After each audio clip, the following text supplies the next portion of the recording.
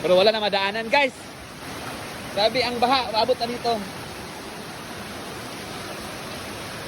Grabe guys, oh. Talagang malakas na. Yan, gagawa na naman sila. Hello guys, good morning. Yan, maganda na ang araw dahil wala na ang bagyo, maliwanag niya, may araw na.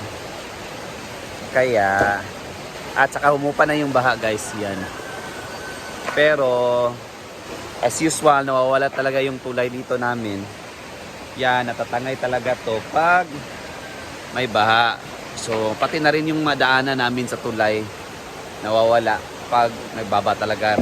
At saka nung araw, nung nagbagyo, talagang malakas talaga yung baha.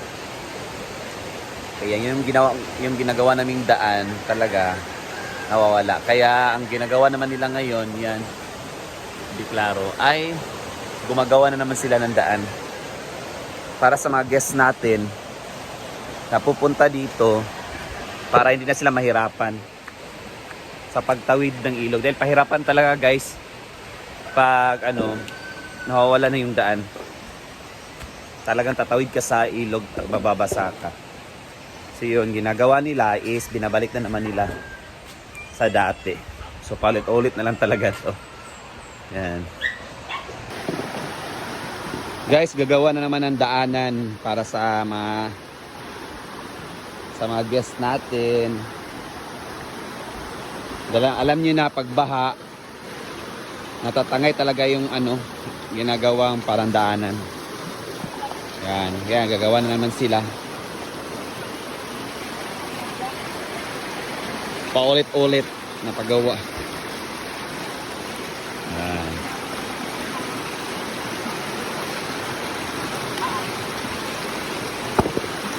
Para may madaanan tayo kung papasok kayo dito sa Hinaguan.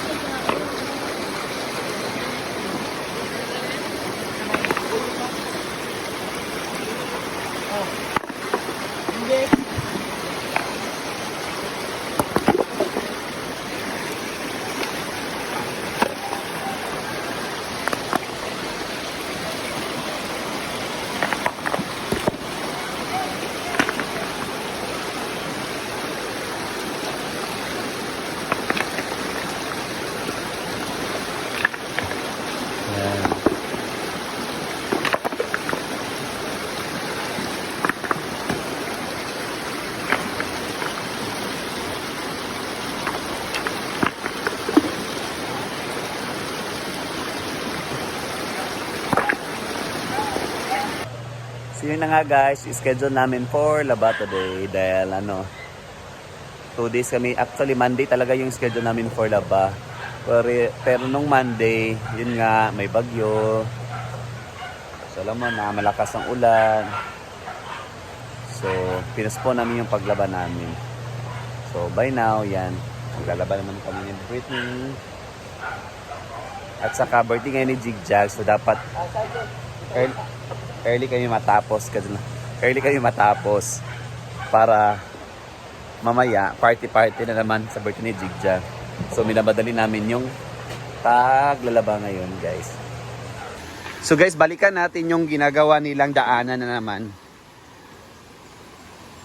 Ayan guys, tangay ang tulay. Buti na lang at may lubid to at nakatali yung balsa natin.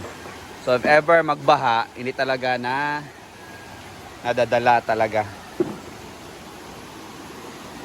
So wala kaming tulay. Yan yung ginagamit namin. Pero ito, mababasa pa rin tayo dito. At saka sabi ko nga nawawala talaga yung daanan diyan. Yan. So binabalik na naman nila. So another trabaho na naman to. So balikan natin guys. Ito yung balsa. Ay, tulay pala to. Balsa. Tulay pala to guys. So Makakadaan naman yung mga guests natin. Pero surely, mababasa talaga sila. Ito na yun, oh. Yan. So, malaki-laki trabaho talaga to. At hindi naman kami makagawa na para, permanenteng daanan, guys. Dahil nawawala talaga. Yung una nga, sinimento to namin dito, oh. Pero, yun pa rin, nawala pa rin. Nadadala para talaga ng lakas ng baha. Yan, oh. Pag lumalakas talaga ang baha, wala talaga. So yun na to. So pwede na makadaan ng mga guests natin. Yan o, laki ng batong niya. Bala niya.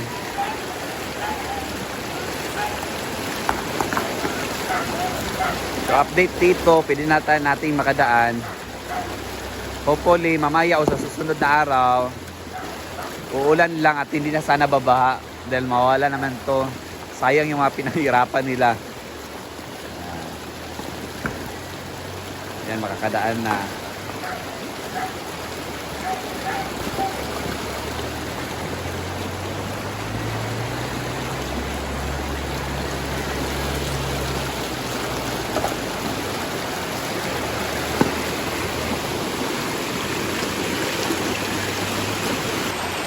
So yan sa lahat ng mga guests natin, o baka mahulog ako.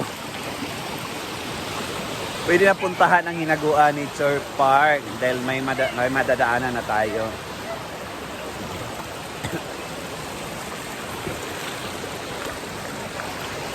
Ayan guys, may madadaanan na tayo. Later, ibabalik na tong tulay na to. Mamaya. Dahil mas malapad kasi to kaysa sa yung isa. So mga guests natin dyan, pwede na tayo magbisita ulit sa Hinaguan Nature Park. At tuloy mo nang labahin namin doon kay Britney. Dito na side, maglalaba kami. Yan.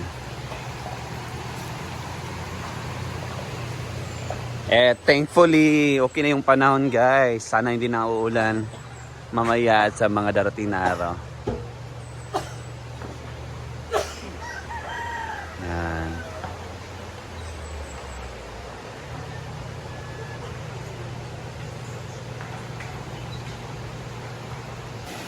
Yun guys, binalik na lang tulay.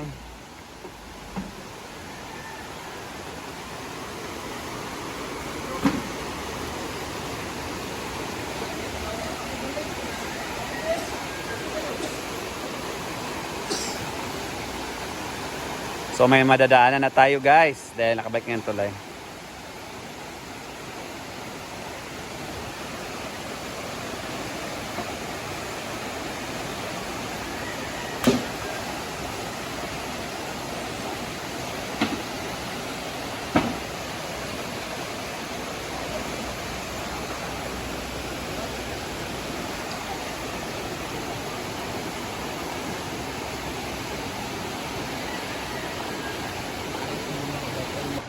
Yan, tapos na kami maglaba. Oh, di ba? Have a good day. Wala nang bagyo. Yan, okay na. Pwede na tayong makadaan. Yan.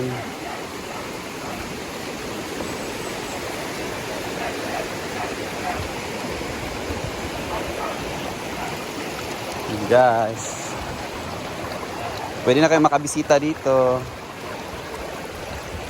Yan. Pero mag-ingat pa rin sa pag-step ng mga bato-bato.